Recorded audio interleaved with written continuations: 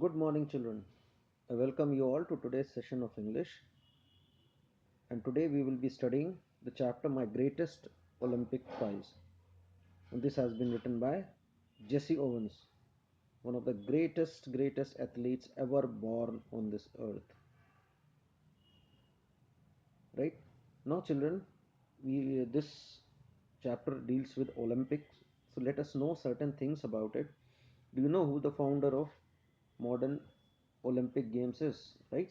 So this is about an Olympic game which was a very special one for this person, Jesse Owens. This is his from his autobiography. You can call it an autobiography. Here in this chapter, Jesse Owens has displayed or written one of the brightest chapters events in his life, right? So the founder of modern Olympics is Pierre de Coubertin. Jesse Owens was taking part in Olympic Games which are held in Berlin. Berlin is in Germany. But he did not like Hitler's master's race theory. He had practiced much, yet he was nervous because he wanted to prove himself that to prove that he's the best athlete and he has to defeat the evil intention. He wanted to defeat basically Hitler himself. Now, a German athlete became his friend and helped him much in winning the long jump event. So this story is going to be a very interesting one, and please follow me as I move ahead. And it was the summer of 1936. The Olympic Games were being held in Berlin, right? Where they were being held in Berlin. Now, Berlin Olympics are one of the most famous Olympic Games because at that time Germany was having the Nazis to rule it under Hitler. Because Adolf Hitler childishly insisted that his performers were members of a master race, right? Nationalistic feelings were running high. So what he had done was he had propagated a theory which was about that the Germans or the whites are the superior race. So a lot of nationalistic and others do not should not be a part of this world, they should be killed and all that. Lots of wrong things were being propagated, right? So there was a lot of nationalistic feeling, a hatred feeling of hatred which was prevailing amongst the athletes. I wasn't too worried about all this. I trained, sweated, and disciplined myself for 6 years with the games in mind. While I was going on the boat, all I could think about was taking home one or two of these gold medals.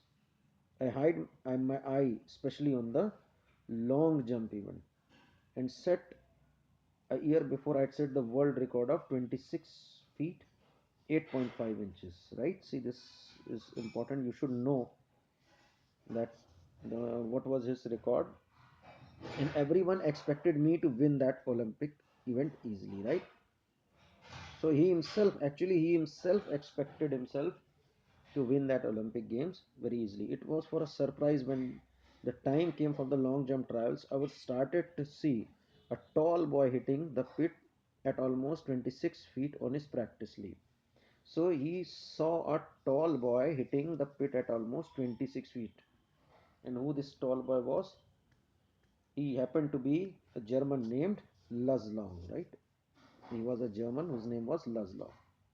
Okay, and Jesse Owens says, I was told that Hitler had kept him hidden away, evidently hoping that he would win the jump.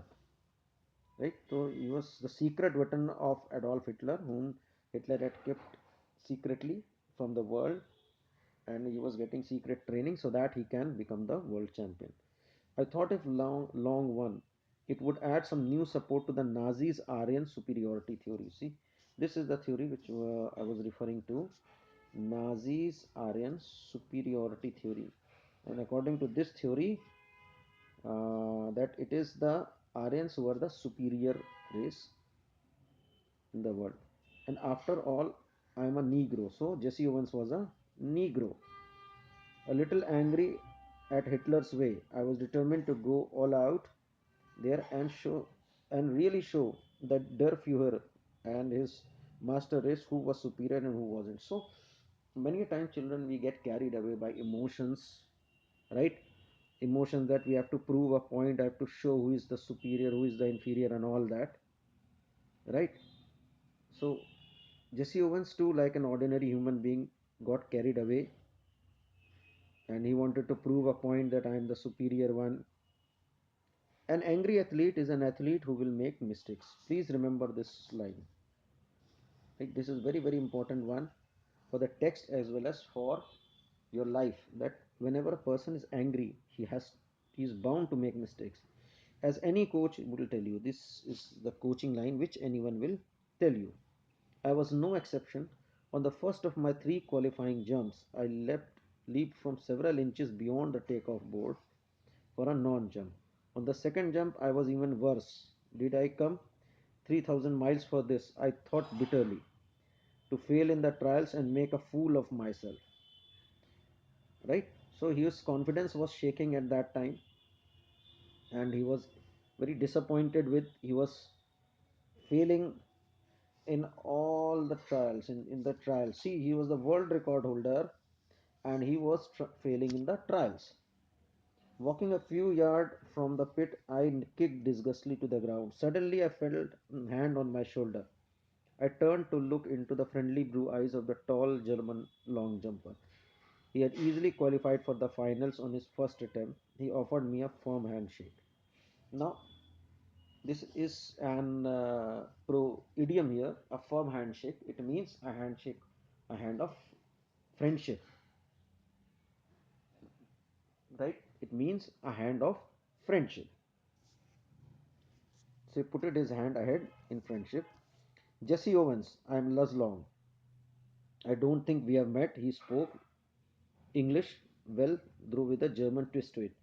So Jesse Owens was very shocked that Luz Long is coming to talking to him because he was a German. Jesse Owens replied, "Glad to meet you," I said. Then, trying to hide my nervousness, I added, "How are you?" "I'm fine. The question is, how are you?" This is what Laslong asked Jesse Owens. Because Laslong also knew about Jesse Owens. So Jesse Owens was shocked and he said, "What do you mean?" Now see this statement of Laslong. "Something must be troubling you," he said. "You should be able to qualify with your eyes shut."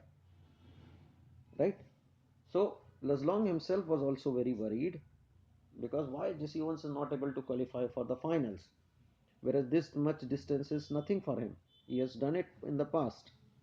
So that is why he says that this, for Jesse Owens this much distance is very less. He can do it with his eyes shut. "Believe me, I know it," I told him, and it felt good to say that to someone. For the next few minutes we talked together. I didn't tell Long what was troubling me, but he seemed to understand my anger. So what was troubling him? It was his anger. And he took pains to reassure me. Although he had been trained in the Nazi youth movement, he didn't believe in the Aryan supremacy business. So the key point is Laslong didn't believe in the Aryan supremacy business any more than I did. So both of them didn't believe in that. So that was something to feel good for Jesse Owens. We laughed over the fact that he physically looked like belonging to a superior race, an inch taller than I. He had a lean, muscular frame, clear blue eyes. See, this is now the physical character sketch of Laslong. An inch taller than I. He had a lean, muscular frame, clear blue eyes, fair hair, strikingly handsome face, right? So he was a good-looking person who was taller than Jesse Owens and has a physique which was perfect for a long jumper. Right? "Look," he said, "why don't you draw a line few inches behind the board and aim at making your takeoff from there? You'll be sure uh, not to foul, and you certainly ought to jump far enough to qualify. What does it matter if you are not first in the trials? Tomorrow is what counts." Right? So he gave a suggestion to Jesse Owens to pull a line somewhere behind the the line of jump, and from there to take off. Right? Suddenly, all the tension seemed to ebb out of my body as the truth of what he said hit me. Confidently, I drew a line a full foot behind the board and jumped from there. And I qualified with almost a foot to spare. This is what motivation and confidence building can do. Now see, that night I walked over to Laslong's room in the Olympic Village to thank him. I know that if I hadn't it hadn't been there, I probably wouldn't have been jumping in the finals. And the following day, we sat in his quarters and talked for 2 hours about athletics, ourselves, and the world situation, a dozen other things. When I finally got up to leave, we both knew that a real friendship has been formed. Luz would go out to the stadium the next day trying to beat me if he could, but I knew that he wanted me to do the best. Now, the spirit of friendship, which was a real friendship, which was developing between both of them. Right? As it happened, Luz broke his own past record. So, Luz Long also broke his own past record. In doing so, he pushed me. Now, see, this is what healthy competition can do. When your competitor does well, then he pushes you to perform better, right? And then what Jesse Owens did, he he set the Olympic record of 26 feet and 5 by 16 inches. And it was the Long who congratulated him first. Despite the fact that Hitler glared at us from the stand not 100 yards away, Luz shook my hand hard, and it wasn't a false smile with a broken heart, right? Sort of grip either. You, you could melt down at the gold medal cups, and I have, and they wouldn't be a plating on the 24 carat friendship I felt for Long at that moment, right? So he felt the spirit of friendship. I realized then too that Luz was a fine example of what Pierre de Coubertin, founder of modern Olympic Games, must have in mind when he said that this is the Olympic motto. The important thing in Olympic Games is not winning but taking part in it. Right? So you need to remember this. This is a very important lines. Right? The important thing in Olympic Games is not winning but taking part in it, and the essential thing in life is not conquering but fighting well. Right? We should not only think about winning everything. We should What we should do is we should fight out well and leave the result to the destiny. Okay, so I stop here. I hope you enjoyed it as much as I did in making it, and until we meet again, it's a goodbye.